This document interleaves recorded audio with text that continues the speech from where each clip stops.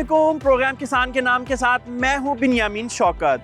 किसान पाकिस्तान का अक्सरियती तबका है और ज़राअत सबसे बड़ा कारोबारी शोबा जो 19% से ज़ायद जीडीपी में कंट्रीब्यूट भी कर रहा है और 50% से ज़ायद रोजगार के मौके भी ज़राअत ही फ्राहम कर रहा है। इसके अलावा मुल्क भर की ग़िज़ाई ज़रूरियात पूरी करने में भी ज़राअत का कलीदी किरदार है। मगर सितम ज़रीफ़ी ये कि हम आज तक इस शोबे को इंडस्ट्री का दर्जा ही नहीं दे पाए।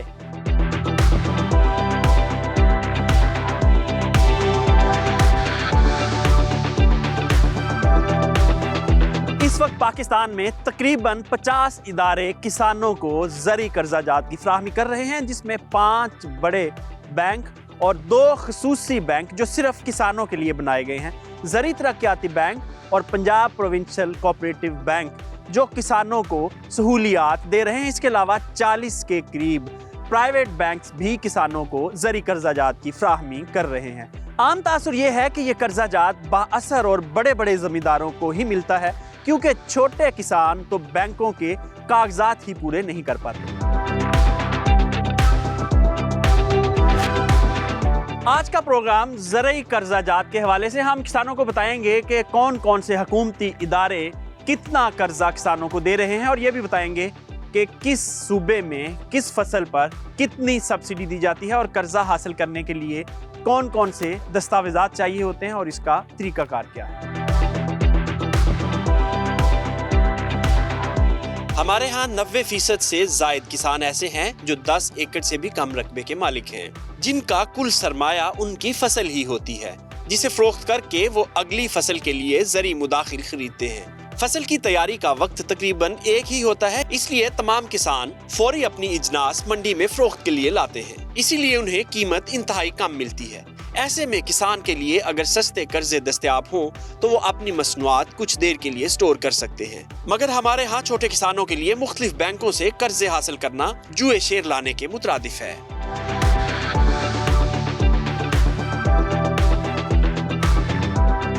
जब हुकूमती मशीनरी बर वक्त काम नहीं करेगी और किसानों की माली मुआवनत नहीं की जाएगी, सस्ते कर्जे फ्राहम नहीं किए जाएंगे, तो यहाँ मिडलमैन का किरदार शुरू हो जाएगा और किसान मिडलमैन के हाथों ब्लैकमेल होगा। इस सूरत में किसान की फसल की कीमत मार्केट के मुताबिक नहीं बल्कि किसानों की मजबूरियों को देखते हुए लगाई जाएगी।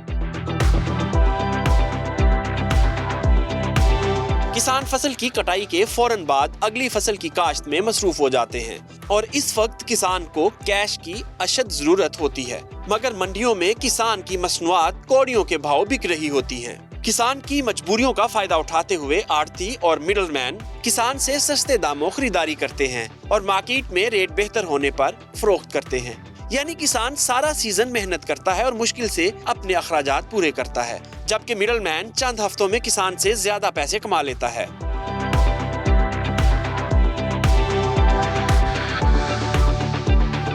तरक्की याफ्ता ममालिक में लाइफ स्टॉक या एग्रीकल्चर फार्मिंग कोऑपरेटिव मॉडल के तहत ही की जाती है। अक्सर ममालिक में कोऑपरेटिव मॉडल के बगैर फार्मिंग का सोचा भी नहीं जा सकता। इस मॉडल के तहत चंद किसान मिलकर ज़री मशीनरी और दीगर ज़रूरियात ज़िंदगी और ज़रूरियात फार्मिंग खरीदते हैं और उसको मुश्तरका तौर पर मैनेज भी किया जाता है और उससे मुस्तफ़ीद भी हुआ जाता है। फ्रीसलैंड कैंपेना एक यूरोपियन कोऑपरेटिव मॉडल है जो बुनियादी तौर पर किसानों की मलकियत है, जो अब 30 ममालिक तक फैल चुका है और 100 से ज़ायद ममालिक में इसकी मसनूआत फरोख्त हो रही हैं। अमूल इंडिया की कोऑपरेटिव सोसाइटी है जो दुनिया भर में डेयरी मसनूआत फरोख्त करती है। अमेरिकन फार्म कोऑपरेटिव अमेरिका में चलने वाली कोऑपरेटिव सोसाइटी है जो फार्मर्स की मलकियत है। इसी तरह दुनिया भर में ये निज़ाम कामयाबी से चलाया जा रहा है। हमारे यहाँ भी किसानों की माली सपोर्ट के लिए पंजाब प्रोविंशियल कोऑपरेटिव बैंक मौजूद है, जिसका मकसद कोऑपरेटिव को प्रमोट करना था।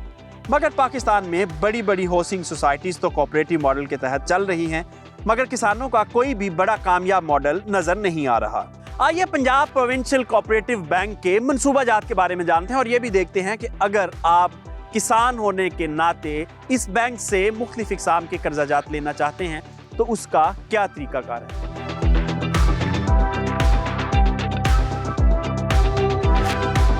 पंजाब प्रोविंशियल कोऑपरेटिव बैंक के बारे में मजीद जानने के लिए इस वक्त इस बैंक के सदर मोहम्मद सलीम ताहिर साहब हमारे साथ मौजूद हैं। उनसे चंद हकायक जानते हैं। अस्सलाम वालेकुम सर। जी वालेकुम सलाम। सर फरमाइएगा कि दुनिया भर में कोऑपरेटिव बहुत कामयाबी से चल रही है। अगर मैं चंद नाम लूँ तो इंडिया का अमूल जो है वो तकरीबन 100 से ज़ायद ममालिक में डेयरी मसनूआत एक्सपोर्ट कर रहा है। इसी तरह फ्रीस्टैंड कंपीना है, वो भी 100 से ज़ायद ममालिक में ऑपरेट कर रहा है। अमेरिकन कोऑपरेटिव सोसाइटीज़ हैं। इस तरह दुनिया भर में कोऑपरेटिव के बगैर ज़राअत का तसव्वुर मुमकिन नहीं है, लेकिन पाकिस्तान में आज तक कोई इतना बड़ा कोऑपरेटिव सोसाइटी का नाम सामने क्यों नहीं आ सकता? जी थैंक यू जनाब, बड़ा अच्छा सवाल किया आपने। इसमें इस तरह से गुजारिश है कि जैसे हमने अपने आप को ग्रो करना था, दुनिया में जैसे जैसे जिद्दत आती गई उस जिद्दत को हमने अपनाया नहीं, हम थोड़ा पीछे रह गए, हमने अपने आप को ट्रांसफार्म नहीं किया। जैसे नए सॉफ्टवेयर आए, नई नई उसके अंदर चीज़ें डेवलप हुई हैं, हमने अपने आप को ज़रा उस तरह से उस स्पीड के साथ आगे नहीं लेके गए। दैट इज़ वाई कि हम थोड़ा सा दुनिया से पीछे हैं। लास्ट ईयर आपने छोटे बड़े सब किसानों को मिला के अगर एक फिगर देखें तो कितना कर्जे जात दिए किसानों को? देखिए, अगर एक साल की आप बात करते हैं तो पिछले साल के अंदर हमने तकरीबन 40,000 किसानों को कर्जा जात फराम किए हैं और हमारे उसमें 16,000 जो है वो नए फार्मर जो हैं वो ऐड किए गए हैं उसमें। अच्छा, जो 40,000 किसानों को आपने कर्जा जात दिए, उन टोटल उसकी मालियत क्या बनती है? उसको अगर हम एवरेज टिकट साइज़ देखें तो हमारा 1200 मिलियन के करीब हमारा जो है डिसबर्समेंट की अमाउंट है। 1400 मिलियन का टारगेट था हमारा, तो हमने 1200 मिलियन जो है 1200 मिलियन ये ऐड किया है पिछले एक साल के अंदर। काश्तकारी में किस किस फसल के लिए दे रहे हैं और फी एकड़ कितने पैसे दे रहे हैं? ये 50,000 फी एकड़ हमारी लिमिट है। उसमें गंदम के लिए दे रहे हैं, मकई के लिए दे रहे हैं, चावल की काश्त करने के लिए दे रहे हैं और कपास की फसल जो है उसको ग्रो करने के लिए, आलू की फसल जो है उसकी काश्तकारी के लिए भी हम पैसे दे रहे हैं। सही फरमाएं कि जो हम कर्जा जात देते हैं इसमें मार्कअप कितना होता है? क्या इसमें काइबर इंक्लूड करते हैं आप या आपकी कोई अलग सी पॉलिसी? हमारी पॉलिसी रेट के साथ लिंक की हुई है, लेकिन फ़िक्स रेट है हमारा अभी 22% से लेके 25% डिफरेंट प्रोडक्ट हैं, जबकि इंडस्ट्री के अंदर छोटे काश्तकार को या छोटे कस्टमर के लिए तकरीबन ये 34-35% रेट है। हम इंडस्ट्री में सबसे कम हमारा मार्कअप रेट है। सही फरमाएं कि किसान अगर आपसे कर्जा लेना चाहें तो क्या प्रोसीजर है, कितनी ज़मीन होनी चाहिए या और बाकी आपकी क्या टर्म्स एंड कंडीशंस? देखें जी, छोटे किसान जो हैं वो 2 एकड़ अगर किसी की लैंड होल्डिंग है वो भी हमारे पास आके लोन ले सकता है, और इससे बढ़ के 7.5 एकड़ तक जो है हमारा काश्तकार जो है वो भी हमारे पास आ सकता है। उसमें काश्तकारी के लिए इनपुट के लिए हम कर्जा जात देते हैं, उनकी भी लिमिट्स हैं। इसी तरह इम्प्लीमेंट लेने के लिए कर्जा जात देते हैं, उसकी भी एक लिमिट है। तो वो 20 लाख तक हमारी मैक्सिमम लिमिट है, 20 लाख तक हम कर्जा उनको जारी कर सकते हैं। तो उसके जो प्रोसेस है बड़ा सिंपल सा प्रोसेस है। सिर्फ 4 तरह के हमारे सिंपल फॉर्म है। कस्टमर आता है हमारे पास, एक उर्दू में अंदर हमारी एप्लीकेशन बनी हुई है, उसको फिल करता है। अगर काश्तकार इस पोजीशन में नहीं है कि खुद लिखा पढ़ा नहीं है तो हमारी टीम जो है ब्रांच के अंदर मौजूद होती है, वो उसे क्वेश्चन करती है, जो उसका आंसर आता है वो उसके अंदर हम डाल देते हैं। उस बायोमेट्रिक वेरिफिकेशन होती है। बायोमेट्रिक वेरिफिकेशन के बाद एक BBFS है, वो सिंपल सी इन्फॉर्मेशन है कस्टमर के बारे में, उसके शनाख्ती कार्ड है, उसका नाम है, उसका एड्रेस है वहाँ पे, वो अगर उसने पहले किसी जगह से कर्जा लिया हुआ है उसकी तफसील जो है वो हम लेते हैं। और ये फॉर्म जो है उसके बाद उसे पूछते हैं कि आपने किस पर्पज़ के लिए कर्जा लेना है, उसके मकासद उसके अंदर लिखे जाते हैं। एज़ पर हिज रिक्वायरमेंट उसकी असेसमेंट होती है। असेसमेंट करने के बाद जो है उसकी लिमिट एक फ़ाइनल कर दी जाती है, और लिमिट के मुताबिक जो है हमारी कुछ ब्रांच के अंदर कर्जा जात जारी हो जाते हैं।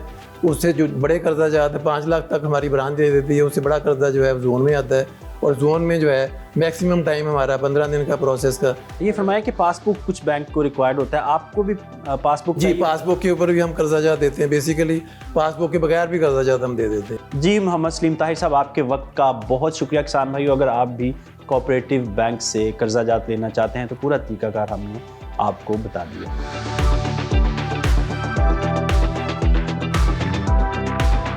अगर आप लाइव स्टॉक फार्मर हैं और कारोबार को बढ़ाना चाह रहे हैं या आप नया लाइव स्टॉक का कारोबार शुरू करना चाह रहे हैं तो हुकूमत के मुख्तलिफ इदारे लाइव स्टॉक फार्म बनाने के लिए कर्जा जात की फ्राहमी कर रहे हैं। आइए आपको बताते हैं कि कौन सा इदारा कितना कर्जा दे रहा है और उसकी दीगर शराइत व ज़वाबित क्या है। ज़राअत का ज़ैली शोबा लाइव स्टॉक अब ज़राअत से भी ज्यादा मुनाफा बख्श शोबा बन चुका है, जो मुल्क भर की गोश्त और दूध की जरूरियात पूरी कर रहा है। लाइव स्टॉक फार्म के 3 बुनियादी हिस्से होते हैं: शेड, जानवर खरीदारी और खुराक। इन तीनों शोबों के लिए मुख्तलिफ बैंक्स मुख्तलिफ शरह सूद पर कर्जे फराहम कर रहे हैं। ज़री तरक्याती बैंक सबसे कम मार्कअप यानी 7% सालाना के हिसाब से लाइव स्टॉक फार्म बनाने के लिए कर्जे फराहम कर रहा है। इसके अलावा बैंक ऑफ पंजाब 28% शरह सूद, जबकि पंजाब प्रोविंशियल कोऑपरेटिव बैंक भी 25 से 28% सालाना मार्कअप के हिसाब से किसानों को कर्जे दे रहे हैं। स्टेट बैंक ऑफ पाकिस्तान की पॉलिसी के मुताबिक तमाम commercial bank live stock farming के लिए किसानों को कर्जे देने के पाबंद हैं। खैबर पख्तूनख्वा में हुकूमत की तरफ से किसानों को क्या सहूलियात मिल रही हैं और किस किस फसल पर कितनी सब्सिडी दी जा रही है, ये जानने के लिए इस वक्त हमारे साथ खैबर पख्तूनख्वा महकमा ज़राअत के डायरेक्टर प्लानिंग अब्दुल नासिर मलिक साहब मौजूद हैं। अस्सलाम वालेकुम सर। वालेकुम सलाम। मलिक साहब फरमाइएगा, किसानों को क्या सहूलियात दे रहे हैं आप लोग? फिल वक्त हमारे जो रबी के फसलात में गंदम का जो फसल है, इसमें हम ज़मींदारों को तस्दीक शुदा जो अक़साम है गंदम के वो हम सप्लाई कर चुके हैं मुख्तलिफ डिस्ट्रिक्ट्स में, वो हम दे रहे हैं। वीट सीड में पिछले साल हमारी सब्सिडी 50% थी। इसी साल चूँकि फंड्स और हमारे सूबे में फाइनेंशियल क्रंच है, हमारे पास जो अवेलेबल फंड्स है वो इतने नहीं हैं कि हम अपने पिछले साल के टारगेट्स को बरकरार रख सके। इसलिए हमने इस टारगेट को अगले साल तक पैसे फंड्स न होने की वजह से मौखर किया। जी मलिक साहब शुक्रिया। ये बता दें कि इस वक्त जो आपके यहाँ मुख्तलिफ प्रोजेक्ट्स चल रहे हैं, उसमें कोई ऐसा मंसूबा है जिसमें आप किसानों की माली इमदाद करते हों? देखिए जी, इस वक्त हमारे पास 4 बड़े प्रोजेक्ट्स जो फेडरल गवर्नमेंट के तावन से चल रहे हैं। PSDP प्रोजेक्ट से एक चावल का मंसूबा है, एक गंदम के पैदावार ज़्यादा करने का मंसूबा है, एक गन्ने के पैदावार ज़्यादा करने का मंसूबा है और एक तेलदार अजनास के फसलात को बढ़ाने का मंसूबा है। इसमें वफाकी गवर्नमेंट की तरफ से 40% फंड्स हमें मिलते हैं और बाकी 60% जो फंड्स है वो प्रोविंशियल गवर्नमेंट बर्दाश्त करती है। जी गंदम की बात होगी है सर, ये बताएं कि इसमें ये जो आपकी तेलदार अजनास वगैरह हैं और गन्ना है, इसके ऊपर आप किसानों को कितनी सब्सिडी दे रहे हैं? ये मैं आपको बता दूं कि वीट में हम पिछले साल हमने 50% सब्सिडी दी है।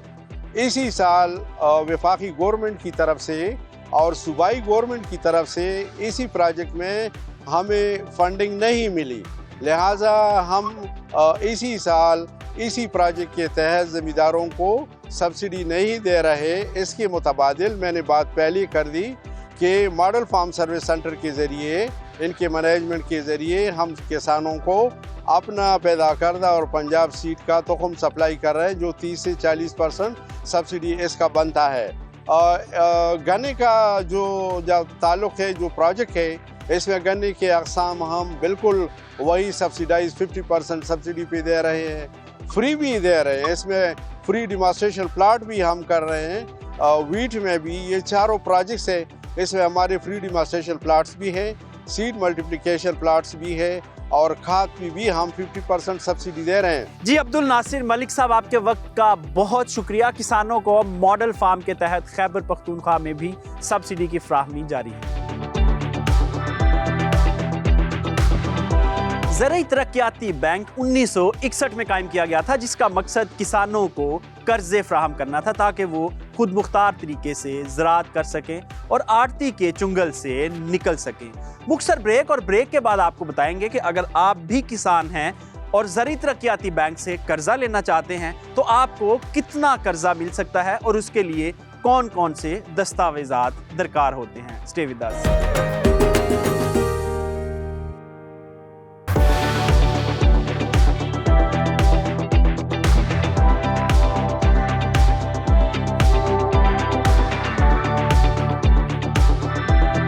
Welcome back. ज़राअत की बेहतरी और किसानों की खुशहाली के लिए 1961 में बनाया गया इदारा ज़राई तरक्याती बैंक आज किसानों की अव्वलीन तरजीह बन चुका है और इस महंगे दौर में भी ये बैंक सिर्फ 7% सालाना मार्कअप के हिसाब से ज़री कर्जा जात फ्राहम कर रहा है। आप लाइफ स्टॉक फार्म बनाना चाहते हैं, ज़री मशीनरी लेना चाहते हैं, साइलेज का कारोबार करना चाहते हैं, हे बनाना चाहते हैं या कोई भी एग्रीकल्चर के मुतल्लिका कारोबार स्टार्ट करना चाहते हैं तो सिर्फ 7% के हिसाब से मार्कअप दें और इस बैंक से कर्जा हासिल करें। आइए आपको तफसीलात बताते हैं।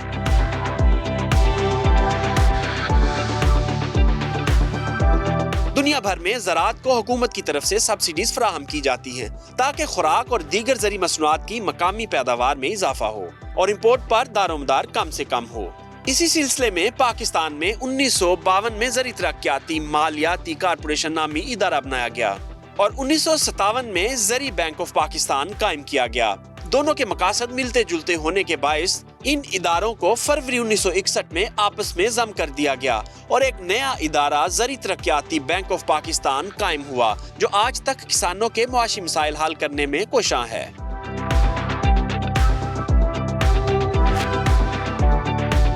ज़री तरक्याती बैंक के मंसूबों की बात करें तो 3 तरह के कर्जाजात किसानों को फराहम किए जा रहे हैं।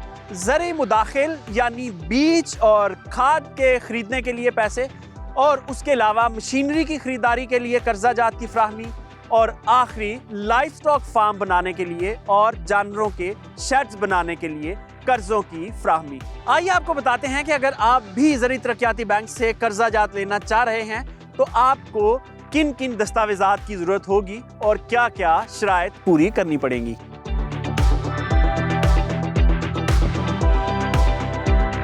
अगर आप जमीन के मालिक हैं तो पटवार खाने जाइए, अपनी जमीन की पासबुक बनवाइए और अपने इलाके के करीबी ज़री तरक्याती बैंक की ब्रांच में पहुंच जाइए। यहाँ बैंक का स्टाफ आपकी खिदमत के लिए हाजिर है। कर्ज लेते वक्त इस बात का ख्याल रखें कि बैंक कितने शरह सूद पर कर्ज दे रहा है। ज़री तरक्याती बैंक भी ज़री मुदाखिल पर 22% काइबर और 5% शरह सूद यानी कुल 27% से भी जायद शरह पर कर्जे फ्राहम कर रहा है, जबकि यही बैंक मुख्तलिफ हुकूमती स्कीम्स के तहत सिर्फ 7% शरह सूद पर भी कर्जे फ्राहम कर रहा है।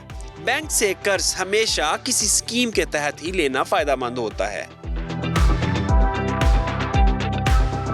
ज़री तरक्याती बैंक ने साल 2023 में 100 अरब से जायद के कर्जाजात किसानों को फ्राहम करने हैं, जिसमें से कुछ टारगेट पूरा किया भी जा चुका है। इस वक्त हम executive vice president Abdul Qayyum sahab के साथ मौजूद हैं, उनसे इस हवाले से मजीद डिटेल जानते हैं। अस्सलाम वालेकुम सर। वालेकुम सलाम। सर, सबसे पहले ये फरमाएं कि कौन कौन सी स्कीम्स हैं इस वक्त हमारे पास जो हम किसानों को ऑफर कर सकते हैं। इस वक्त ZTBL में हम तकरीबन ऐसी कोई भी स्कीम नहीं है कि जिसमें ज़मींदार की ज़रूरत और हम उसमें फ़ाइनेंसिंग ना कर रहे हों। हमारे अभी जो बोर्ड है हमारा वो बहुत प्रोफेशनल बोर्ड आया है। 17 नए प्रोडक्ट्स हमने इंट्रोड्यूस करवाए हैं जो कि ट्रेडिशनल लोनिंग से हट के थे। पहले हमारा बैंक के ऊपर लेबल था कि हम सिर्फ खाद बीज में और भैंसों में लोन करते हैं और ट्रैक्टर्स का लोन करते हैं। अब तकरीबन हम हर किस्म की प्रोडक्ट जिसमें भी ज़मींदार इन्वॉल्व है वो उसमें हम लोनिंग कर रहे हैं। तो ये बताएं कि जो मार्कअप रेट है वो हमारा कितना है जो रूटीन में हम ये वाले पैकेजेस पे दे रहे हैं। इस वक्त हमारी 2-4 स्कीमें चल रही हैं जो कि हम प्राइम मिनिस्टर पैकेजेस हैं, यूथ पैकेज चल रहा है वो हम 7% पे फाइनेंसिंग कर रहे हैं। इसके अलावा भी हमारी 2 स्कीमें चल रही हैं, साउथ पंजाब में और सिंध में चल रही हैं, जहाँ पे हम ज़मींदारों को विदाउट कोलैटरल भी फाइनेंसिंग कर रहे हैं और with collateral free of markup भी फाइनेंसिंग कर रहे हैं। अच्छा, इस वक्त आपके पास जो प्राइम मिनिस्टर यूथ स्कीम भी है और अदरवाइज एग्रीकल्चर मैकनाइजेशन के प्रोजेक्ट भी हैं जिनके ऊपर मार्कअप 7% है।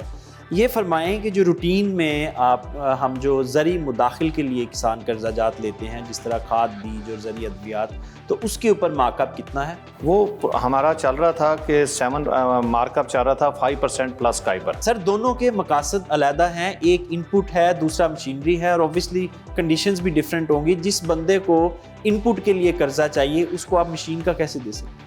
हम दोनों का दे सकते हैं, इसके लिए हमें कोई बाइंडिंग नहीं है कि एक बंदा उसको इम्प्लीमेंट्स भी चाहिए, उसको ट्रैक्टर भी चाहिए, उसको खाद बीज के लिए पैसे भी चाहिए।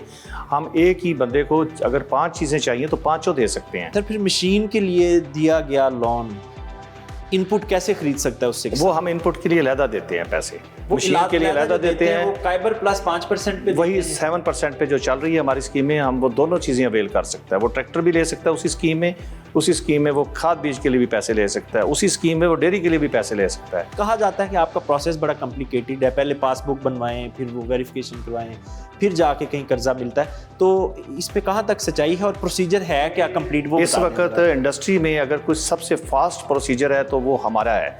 हमारे पास एक्सेस है, रेवेन्यू अथॉरिटीज़ की भी एक्सेस है, हमारे पास सारा उनका डिस्प्ले हो जाता है वहाँ, यहाँ से हम उसकी फ़र्द अपने सिस्टम से निकाल लेते हैं और उसके बाद जो हमारी लोनिंग है वो हमारे मैनेजर के पास ही पावर है और जोनल चीफ के पास हमारी पावर है। हम मैक्सिमम 1 से 2 दिन के अंदर उसका लोन को प्रोसेस कर देते हैं। यानी पासबुक नहीं बनवानी पड़ती? पासबुक बनवानी पड़ती है, लेकिन पासबुक के ऊपर कोई जिम्मेदार, मैक्सिमम जिम्मेदारों के पास पासबुक्स अवेलेबल हैं।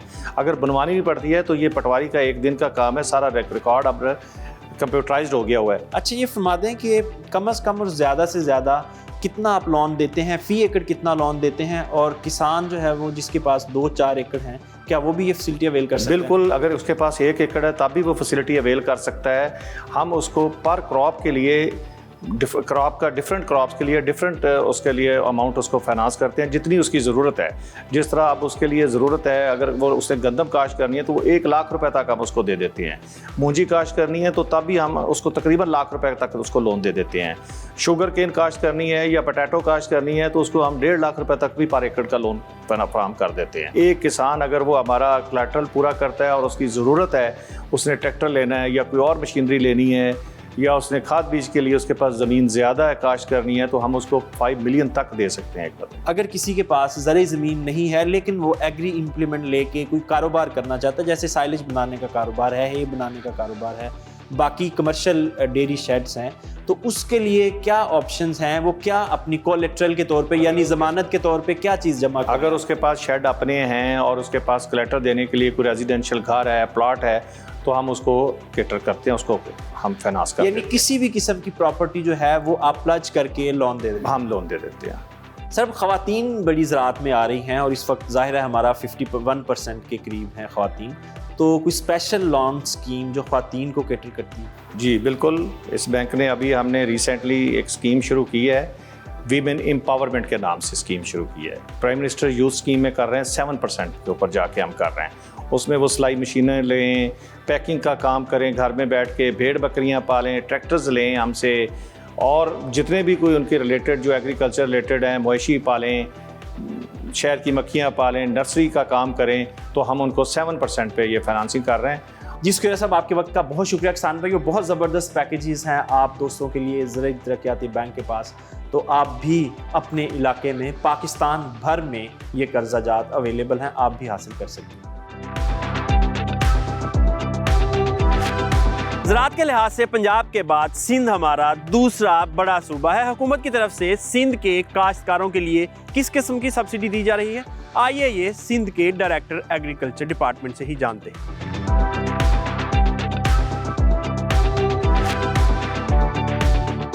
वर्ल्ड बैंक के तोसत से जो गवर्नमेंट ने डिसाइड किया था कि 1 से 25 एकड़ तक जो फार्मर्स हैं वो एलिजिबल हैं ये सब्सिडी लेने के लिए, तो उस सिलसिले में 2,98,966 फार्मर्स एलिजिबल हुए 25 एकड़ तक, जिनमें से जो हमें फंड्स रिक्वायर्ड था वो 10.5 बिलियन रुपीस था। जिनको डिस्पर्स किया गया है वो 1,99,459 फार्मर्स हैं जो 25 एकड़ तक हैं। जिनको जो सब्सिडी गई है वो 6.5 बिलियन रुपीस हैं।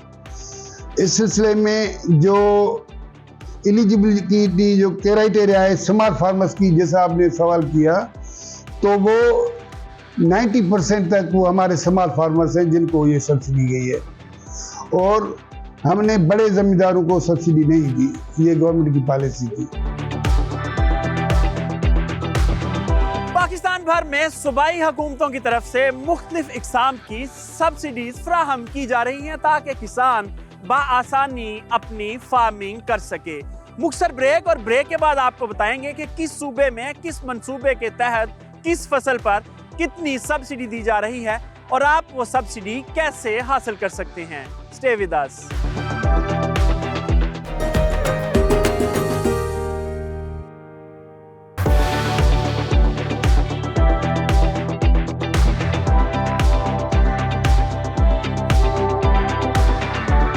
Welcome back. दुनिया के अक्सर ममालिक में किसानों की हौसला अफजाई के लिए कम शरह सूद या बगैर सूद के कर्जे फ्राहम किए जाते हैं ताकि किसान दिलजोई के साथ काम करें और मुल्क में खुराक की किल्लत पैदा ना हो। मगर पाकिस्तान में मुख्तलिफ बैंक 28% तक मार्कअप लेकर ज़रूरी कर्जे दे रहे हैं, जिससे किसानों का बिजनेस मॉडल बुरी तरह फ्लॉप हो रहा है। यानी 28% किसी भी ज़रूरी कारोबार में मुनाफा नहीं है। आइए आपको चंद बड़े कमर्शियल बैंक के ज़रूरी रेट बताते हैं कि वो कितने मार्कअप पर ज़रूरी कर्जे दे रहे हैं। किसान आमतौर पर कम पढ़े लिखे और बैंकों के गोरख धंधों को नहीं समझते। हमारे तमाम कमर्शियल बैंक्स और खास तौर पर ज़राअत की तरक्की के लिए बनाए गए 2 मालियाती इदारे ज़राई तरक्याती बैंक और पंजाब प्रोविंशियल कोऑपरेटिव बैंक, ये सब किसानों को कर्जा जात काइबर रेट जो आजकल 22% है, इसके साथ बैंक अपना मार्कअप ऐड करते हैं जो 5 से 7% तक होता है। यूं कुल 27 से 29% शरह सूद बनता है और ये तमाम बैंक इसी शरह सूद पर किसानों को कर्जे फ्राहम कर रहे हैं। यानी 1 लाख रुपए के साथ बैंक को 29,000 रुपए हर साल इजाफी देना पड़ेंगे। हुकूमत की तरफ से मुख्तलिफ स्कीम के तहत ज़रूरी तरक्याती बैंक वो वाहिद बैंक है जो काइबर के बगैर सिर्फ 7% सालाना मार्कअप पर कर्जे फ्राहम कर रहा है।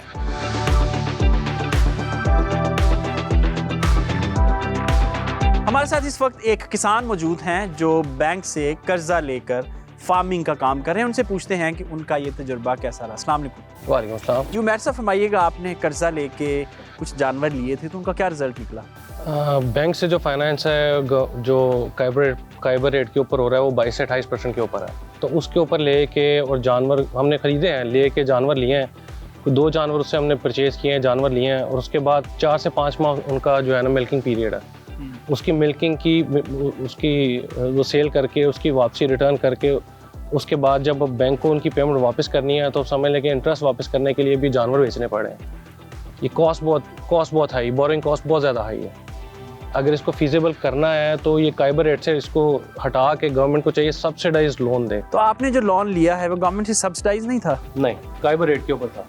तो आपको क्या लगता है कितने % हो तो किसान आसानी से उसको अफोर्ड कर सकता है? 4-5% के ऊपर हो तो फिर मामला चल सकता है। यानी गवर्नमेंट सपोर्ट करे और 4-5% के ऊपर लोन दे। जी बिल्कुल सही है। अच्छा, ये बताएंगे आपने कितने पैसे लिए थे, कितने जानवर लिए और उनका क्या रिजल्ट निकला? 60-40 की रेशो से 10 लाख रुपए हमने लिए थे, तो उससे और अपने पैसे ऐड करके उसमें समझे हमने 3 जानवर लिए और साथ उनके चारा और उसका वो किया, और 4.5-5 माह के बाद रिजल्ट ये है कि अब पेमेंट वापस करने के लिए बैंक की अब जानवर बेचने पड़े।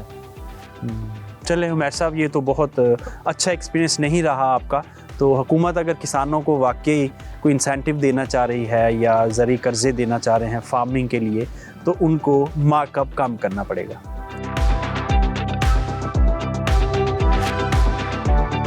ये थे लाहौर के एक लाइफ स्टॉक फार्मर जो अपनी दास्तान सुना रहे थे। आइए देखते हैं कि पाकिस्तान भर के काश्तकार बैंकों से कर्जा लेते वक्त किन मसाइल का सामना करते हैं।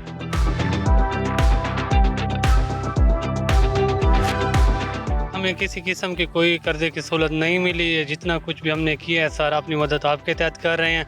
हुकूमत की तरफ से अभी तक हमें कुछ नहीं मिला, ना हमें कुछ उसमें सब्सिडी दी जा रही है बीजों में, खादों में, और ना ही हम उससे मुतमईन हैं। यहाँ पे टांग में कोई ऐसी ख़ास सहूलत नहीं है जो किसानों को ज़रूरी कर्जा जात की मद में मिले ताकि वो अपनी ज़मीनों के ऊपर बेहतरीन चीज़ें काश्त कर सकें। उनके पास कोई ऐसा माकूल ज़रिया नहीं है जिसकी वजह से उनको कर्जे मिल सकें। हुकूमत को चाहिए कि वो ज़रूरी कर्ज़ों के लिए भी किसानों को कुछ ना कुछ ज़रूर दें। ज़रूरी सब्सिडी तो हमें कुछ भी नहीं मिल रही, ना बीज के ऊपर मिल रही है, ना खादों के ऊपर मिल रही है, ना कोई दूसरी चीज़ें। किसान कार्ड बनाए थे लेकिन उसके ऊपर भी कोई ख़ास फ़ायदा नहीं मिला। मैंने काफ़ी दफ़ा बैंक में गया हूँ, पता किया है, लेकिन इतनी कुछ ज़्यादा सख्त शराइत है ना, 45 साल की उम्र के बाद कर्ज़ा बिल्कुल नहीं देते।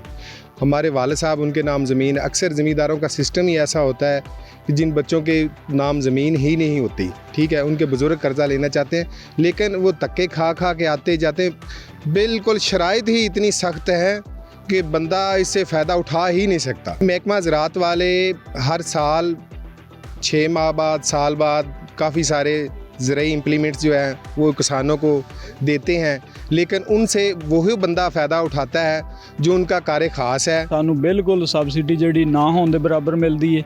ਅਗਰ ਖਾਦ ਦੇ ਉੱਤੇ ਸਬਸਿਡੀ ਮਿਲਦੀ ਵੀ ਆ ਤੇ ਉਹਦੇ ਵੋਚਰ ਜਿਹਨਾਂ ਦੇ ਕਿਸਾਨ ਕਾਰਡ ਬਣੇ ਆ ਉਹਨਾਂ ਨੂੰ ਮਿਲਦੀ ਆ, ਬਾਕੀ ਜਿਹੜੇ ਆਮ ਜ਼ਿਮੀਂਦਾਰ ਆ ਉਹਨਾਂ ਨੂੰ ਇਹ ਸਹੂਲਤ ਨਹੀਂ ਮਿਲਦੀ। ਬਾਕੀ ਜਿਹੜੇ ਹੈ ਕੋਈ ਜ਼ਰਈ ਹਾਲਾਤ ਉਹਨਾਂ ਦੇ ਉੱਤੇ ਵੀ ਸਬਸਿਡੀ ਸੁਣਦੇ ਹੀ ਆ ਖਬਰਾਂ ਦੇ ਵਿੱਚ, ਲੇਕਿਨ ਹਜੇ ਤੱਕ ਸਾਡੇ ਤੱਕ ਨਹੀਂ ਪਹੁੰਚੀ ਕੋਈ ਵੀ। ਇੱਕ ਦਫਾ ਸਾਨੂੰ ਕਰਜ਼ਾ ਲੈਣਾ ਪਿਆ ਤੇ ਉਹ ਵੀ ਕਾਫੀ ਚੱਕਰ ਲਾਣੇ ਪਏ ਬੈਂਕ ਦੇ, ਨਹੀਂ ਕਰਜ਼ਾ ਮਿਲਿਆ। ਫਿਰ ਕੋਈ ਸਿਫਾਰਿਸ਼ ਲੱਭੀ, ਉਹ ਸਿਫਾਰਿਸ਼ ਦੀ ਵਜ੍ਹਾ ਤੋਂ ਕਰਜ਼ਾ ਲੱਭਿਆ, ਉਹ ਵੀ ਅੱਧੇ ਇਸਤੇਮਾਲ ਉਹਨਾਂ ਨੇ ਖੁਦ ਕੀਤੇ, ਬੈਂਕ ਵਾਲਿਆਂ ਨੇ ਅੱਧੇ ਪੈਸੇ ਸਾਨੂੰ ਦਿੱਤੇ ਸੀਗੇ ਤੇ ਉਹਦੇ ਉੱਤੇ ਵੀ ਅਸੀਂ ਸੂਦ ਦੇ ਨਾਲ ਵਾਪਸ ਕੀਤਾ ਸੀ ਦੁਬਾਰਾ ਕਰਜ਼ਾ। ज़रूरी कर्जा जात के हवाले से किसानों को किन मुश्किलात का सामना करना पड़ता है, इस हवाले से मजीद जानने के लिए इस वक्त हमारे साथ शौकत अली चद्दर साहब मौजूद हैं।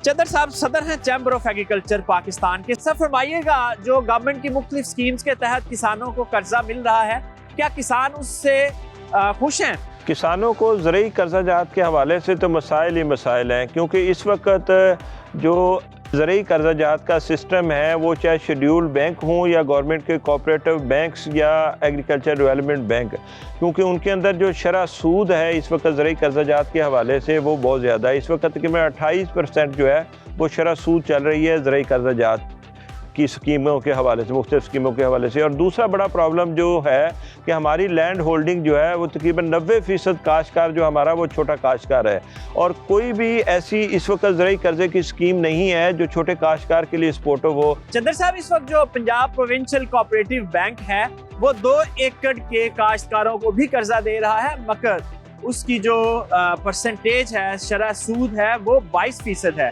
तो आप समझते हैं कि 22% शरह सूद के ऊपर कर्जा लेके किसान मुनाफा बख्श फार्मिंग कर सकते हैं? पहली बात ये कोऑपरेटिव बैंक जो है ये कितने के किसानों को कर्जे की सहूलत फराहम कर सकेगा। दूसरी बात ये है कि इतने महंगे शरह सूद के साथ अगर किसान इनसे कर्जे ले लेंगे तो वहाँ पे वो कमाएंगे क्या, खाएंगे क्या और मुल्क को क्या फ़ायदा पहुँचाएंगे। इस वक्त ज़रूरत है कि मुल्क के किसानों को आसान शराइत पर ज़रूरी कर्जे फराहम किए जाएँ और किसान मुल्क के छोटे काश्तकार के लिए स्कीमें अनाउंस की जाएँ, ताकि ये मुल्क का छोटा काश्तकार जो है ये अपने पाँव पे खड़ा होके इस मुल्क की खिदमत कर सके। क्योंकि ये एक हकीकत है कि हम एक ज़रूरी मुल्क हैं और ज़रूरी मुल्क होने के नाते हमारी तरक्की का जो राज है वो पिनहा है ज़राअत की तरक्की के अंदर। सर, क्या एक्सपेक्ट करते हैं आप गवर्नमेंट से या इन बैंक से? आपकी तवक्कुआत क्या हैं और किसान किस तरह खुशहाल हो सकता है? क्या तब्दीलियां करने की ज़रूरत है ये जो ज़रूरी कर्जा जात के इदारे हैं इनमें? सबसे पहले तो इस हकीकत को समझ लेना चाहिए कि इस वक्त मुल्क के छोटे काश्तकार के साथ खड़े होने की ज़रूरत है, हुकूमत को भी और हुकूमती इदारों को भी। इस वक्त चूँकि हुकूमती इदारों का भी और हमारी एस्टेब्लिशमेंट का भी पूरा फोकस ये है कि हम अपनी तमाम ज़मीनों को आबाद करें और दुनिया के अंदर जितनी पैदावार किसान अपने खेतों से ले रहे हैं, हमारे मुल्क का किसान भी अपने खेतों से वही पैदावार हासिल कर सके।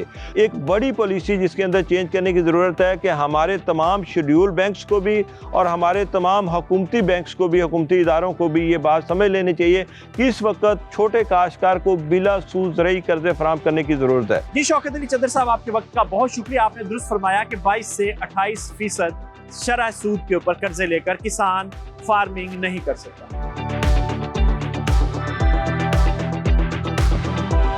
पाकिस्तान में ज़रूरी मसाइल की बात करें तो बर वक्त सस्ते कर्जों की फ्राहमी एक बड़ा मसला है।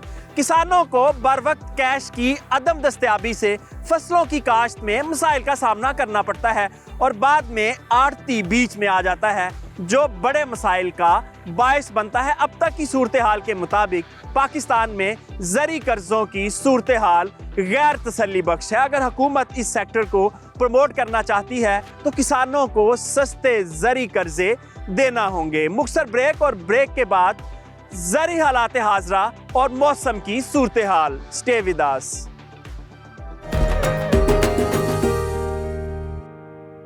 Welcome back. प्रोग्राम के आखिरी हिस्से में साइम रशीद साहब हमारे साथ मौजूद हैं ज़री हालात हाज़ा पर बात करने के लिए। साइम साहब फरमाइएगा, गवर्नमेंट ने जो गंदम की इमदादी कीमत 4000 रुपये फ़ी मन का ऐलान किया, आपके ख्याल से ये किसानों के लिए काबिल कबूल है? और ये भी बता दें कि फ़ी एकड़ अखराजात कितने आते हैं गंदम के?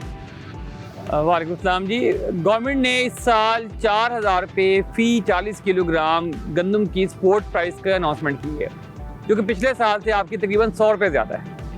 लेकिन असल मसला ये आ रहा है, क्या जो आपके इनपुट्स हैं, ज़मीनों के ठेके हैं, बिजली के बिल हैं, आपके लेबर चार्जेस हैं, वो पिछले साल जितने थे क्या उनमें सिर्फ 3% इजाफा हुआ है? उनके अंदर आप नेशनल आप इन्फ्लेशन देखते हैं, उसके अंदर इजाफा तो आपका 30% हुआ है। इसका मतलब है कि 30% महंगाई के अगेंस्ट आपने सिर्फ 3% बल्कि 2.5% रिलीफ दिया है फार्मर को। और इसका दूसरा मतलब क्या है? अगर देखा जाए तो आपने फार्मर के जो इनकम रेवेन्यू है उसमें 28% कटौती कर दी है। देखिए इसमें ना, अभी मैं कल देख रहा था कि फ्लोर मिल एसोसिएशन को गवर्नमेंट पाकिस्तान या पंजाब है, वो 4750 रुपये में गंदम दे रही है फी मन 40 किलोग्राम गंदम, और जो इन्होंने 3900 रुपये में खरीदी थी। इसका मतलब ये तो साफी जो है 22 से 23% प्रॉफिट कमाना चाहते हैं अपनी स्टोर की हुकूमती गंदम पर आवाम थे।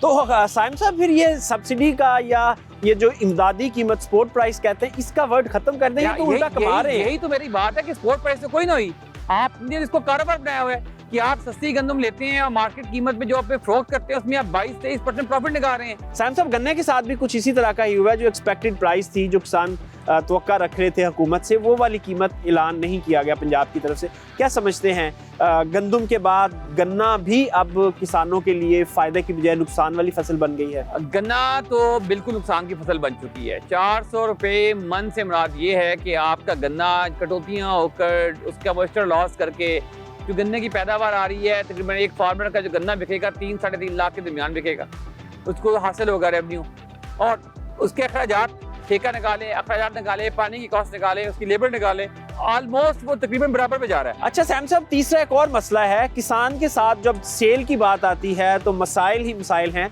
जो कपास का रेट मुकर्रर किया गया था 8500, उससे भी फेडरल गवर्नमेंट जो है वो बैकआउट कर चुकी है, और किसानों को दोबारा ये जो स्टॉकिस्ट हैं और मिडल मैन हैं, आड़ती हैं, उनके रहमो करम पे छोड़ दिया गया। यानी गवर्नमेंट ने कहा था कि हम 8500 में खरीदेंगे फी मन कपास, लेकिन अब वो नहीं खरीदी जा रही, ऑफिशियली बैकआउट कर गए हैं कि हम नहीं खरीदेंगे। आप जो बात कर रहे हैं ना, वो होता है ना पिंड का बरासी, वो अनाउंसमेंट करता रहता है चौपाल में जाके, इंज हो जाएगा जी, मैं बादशाह बन जाएगा, मैं इंज कर लेंगा, लेकिन कोई उसकी बात को स्वाय हंसने के से ज्यादा उसको वक़्त नहीं देते।